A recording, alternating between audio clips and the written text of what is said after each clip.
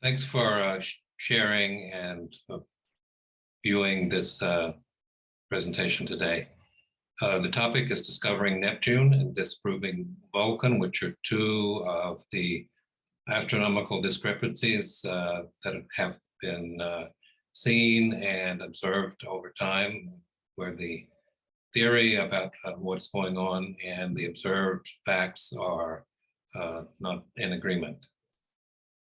To give you a little bit of background or provide perhaps some context to this, I want to just say that my basic way of putting the scientific method is it's observations, explanations, and then more testing to prove that those explanations continue to hold up with new observations.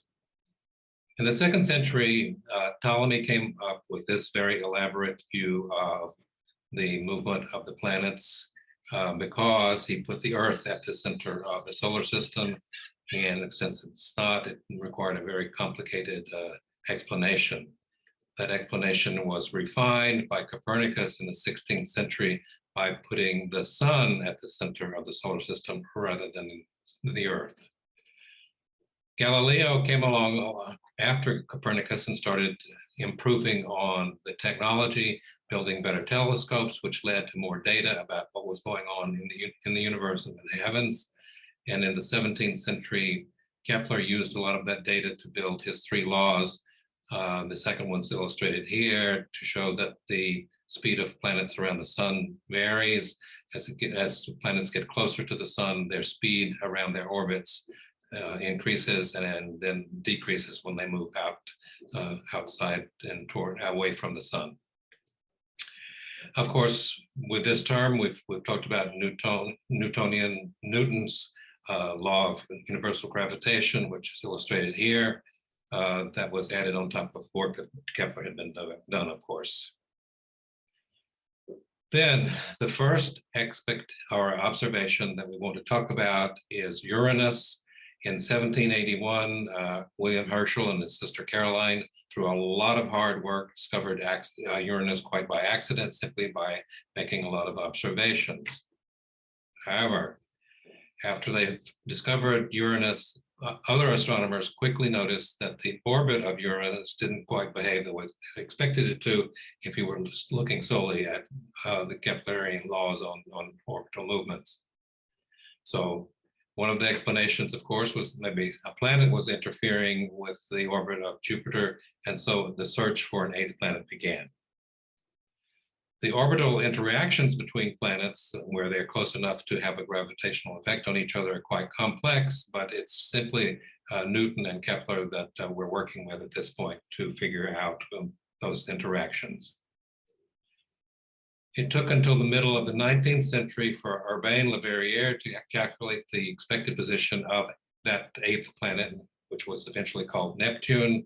And Le Verrier shipped off his calculations to Berlin, where an astronomer there, Johann Galle, quickly discovered that Le Verrier's calculations were correct. There was a planet in the position that he had predicted. So the observations and the theory can now be confirmed to match because we've got Newton's law there to explain.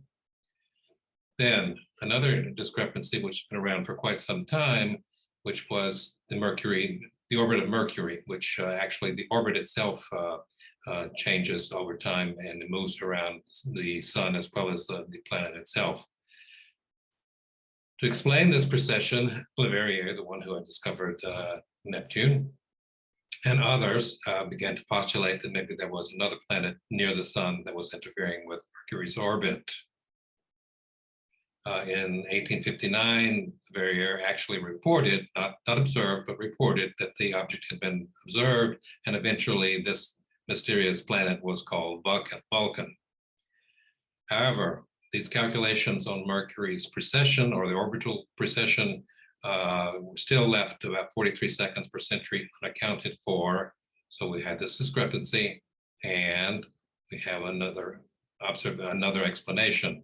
In 1916, Einstein published General Relativity, and he proposed that, of course, the bending of space-time would be a possible reason for this. And in fact, the observational proof would be what he needed in order to prove his assertion about space-time. So that possibility, of course, there were a number of observations about Mercury's orbit. So that was the one observation that would confirm if he could make the proper calculations, which he did in publishing General Relativity. He actually devoted a section of the document or his proposal project to Mercury and the precession of Mercury's orbit. And in his calculations using the bending of space-time, he actually determined that the bending of space-time accounted for the entire 43 seconds. So now we've got another explanation that provides proof against the discrepancy. But my question to you is, did Einstein actually solve the ultimate puzzle? In 1931, Lemaitre published the Big Bang Theory, and in it, the singularity that was the starting point for the Big Bang exploded and has been expanding. That explosion has been expanding ever since.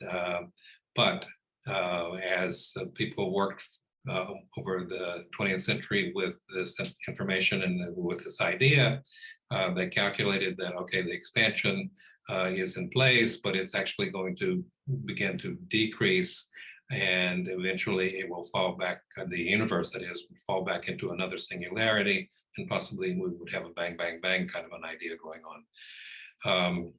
However,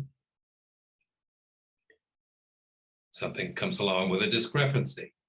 In 1990, the Hubble Space Telescope was launched, and over the 8 years from 1990 to 1998, it gathered enough data to show that what was proposed to be the decelerating acceleration turned out to be accelerating expansion instead. So this is a discrepancy with all of the thinking that had come about through the earlier parts of the 20th century. To explain this, the very mysterious concept of dark energy was brought up to explain the expansion, the ongoing expansion, the continuing expansion, the accelerating expansion. However, subsequent to Einstein, people have been arguing against general relativity over much of the 20th century. All of the arguments were put down by just going in and doing the calculations and the observations. But people continue, and I just brought up this one example of Vosos, who is together with a group of other astrophysicists in Greece, published a paper, and a little excerpt here, just showing you how complicated the calculations can be, was published in 2019, and their paper proposes that you don't need general relativity to explain everything. And another dark subject, which is dark matter, which is the explanation of why the galaxies rotate faster than they should based off calculations. That also was discarded, and I was just wondering, well, if you can get rid of dark matter, then maybe someday somebody will write a paper that will do away possibly with dark energy. One of my reasons for thinking that is Occam's razor. Occam, some of you may know, was from the 12th century and basically came up with that schoolyard statement or saying about keeping things simple. And I found, to back that up a little bit more, a George Lemaitre quote. Of course, Lemaitre was the one who published the Big Bang, but he says, "Scientific progress is the discovery of a more and more comprehensive simplicity," which intuitively sounds like a great way for science to move.